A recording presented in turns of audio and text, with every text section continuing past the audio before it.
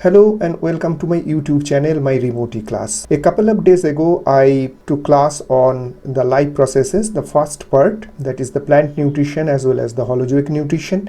Today, I shall take the remaining part, that is the human nutrition. So let's start.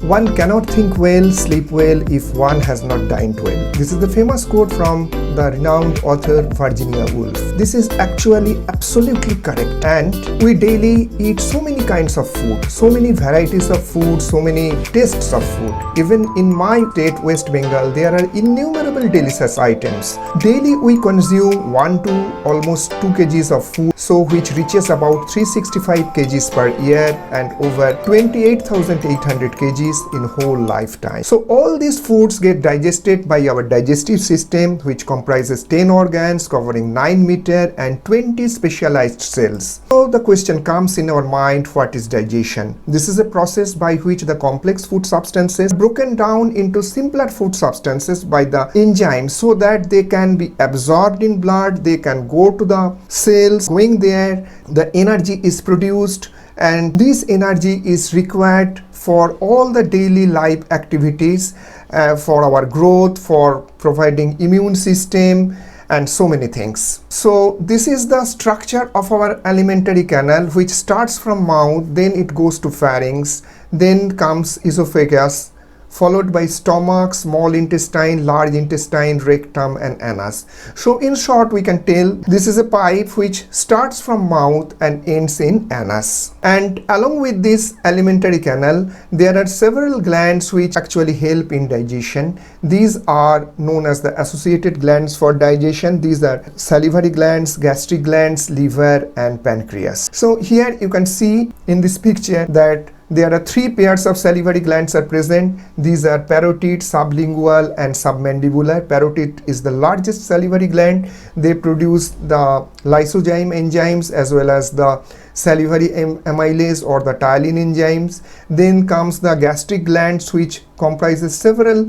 gastric cells. These are known as the surface mucosal cells, which secretes mucus, mucous neck cells, which secretes mucus, parietal cells which secrete hydrochloric acid and intrinsic factor, chip cells which secretes pepsinogen as well as gastric lipase, G cell which secretes the hormone gastrin. And then comes the largest organ of our body, that is liver, which produces bile, which helps in the fat digestion or the emulsification of fat. And there is another very vital organ, this is known as pancreas, which is a mixed gland which can produce both hormones as well as several digestive enzymes. Now let's start what happens inside our buccal cavity. Inside our buccal cavity we have teeth as well as tongue. So whenever we eat something, we chew that, we tear that, and in that these 4 types of teeth help. These 4 types of teeth are incisor, canine, premolar and molar. The incisor teeth are used for cutting the food, the canine teeth are used for tearing the food, the premolars are used for the coarse grinding of food, and the molars are used for grinding of food.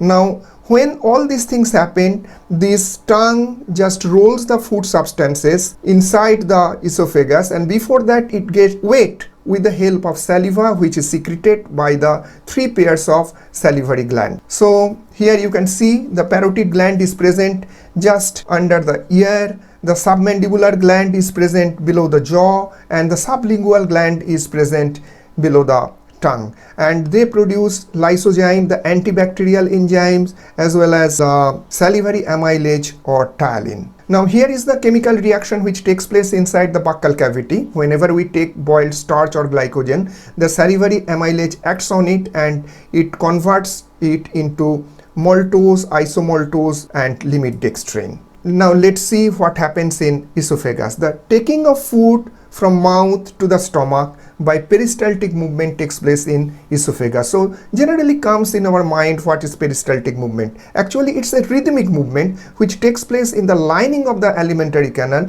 to push the food forward. Now Along with esophagus, there is another pipe which runs parallel to it. This is known as the windpipe. Now, what happens whenever we talk during eating, then sometimes we get choked. Why? Because the food particle may enter into the windpipe. Now, epiglottis is a lid which just covers the glottis so that the food particles are not allowed to enter the windpipe. So, food particle can easily pass from esophagus to the stomach. Now, here are the various portions of the stomach.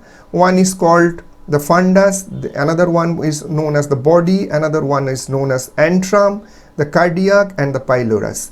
Now, cardiac portion is that portion of the stomach which is present near the heart, and the pylorus portion is that portion which is present adjacent to the duodenum, or the first part of our small intestine. In the stomach, you will find that several wavy lines are present. These are known as rugae, and there are two sphincters present. One is at the top and another one is here.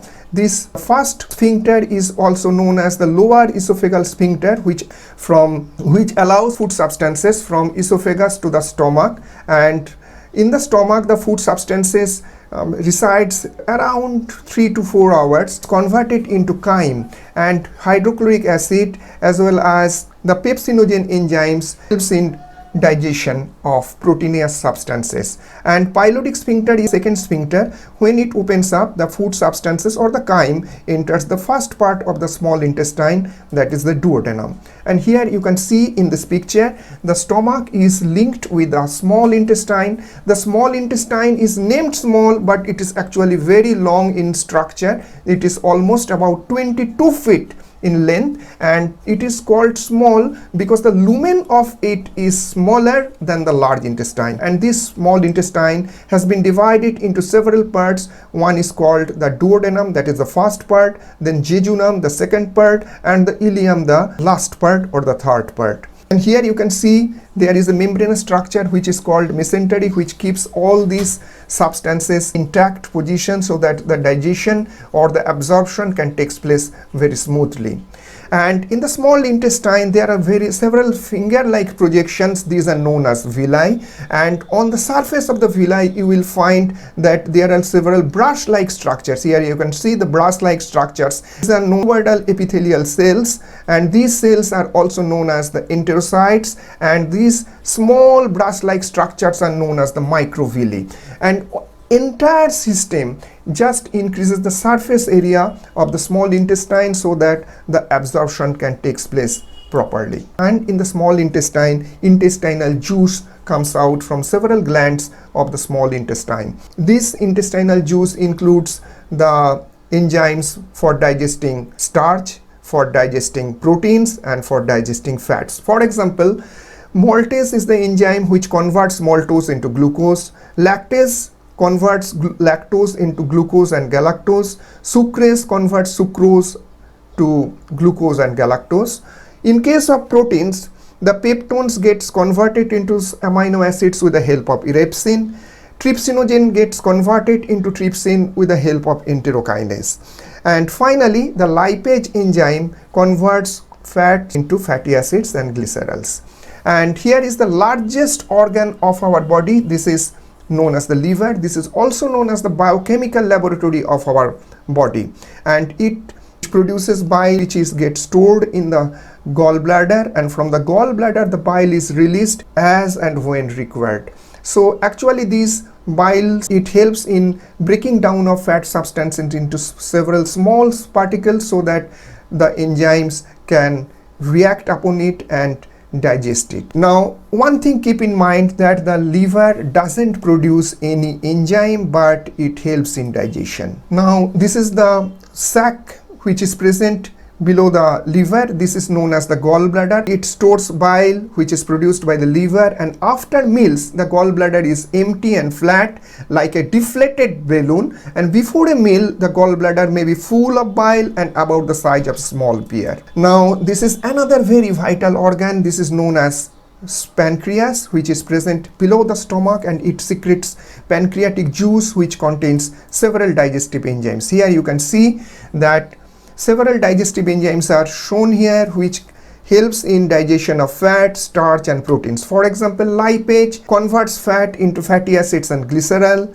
proteins into peptones or polypeptides. And one thing keep in mind that pancreas is a very vital organ because this is a mixed gland which not only produces digestive enzymes but also produces very vital hormones, that is insulin, glucagon, etc., which controls our blood sugar level. And finally we come to the large intestine. It is large, about 5 feet in long, and the lumen of it is larger than the small intestine. It has been divided into several portions or several parts. One is called the ascending colon, then it goes flat, this is known as the transverse colon, then it comes down, this is known as descending colon, and finally before the rectum, this twisted portion is known as the sigmoid colon.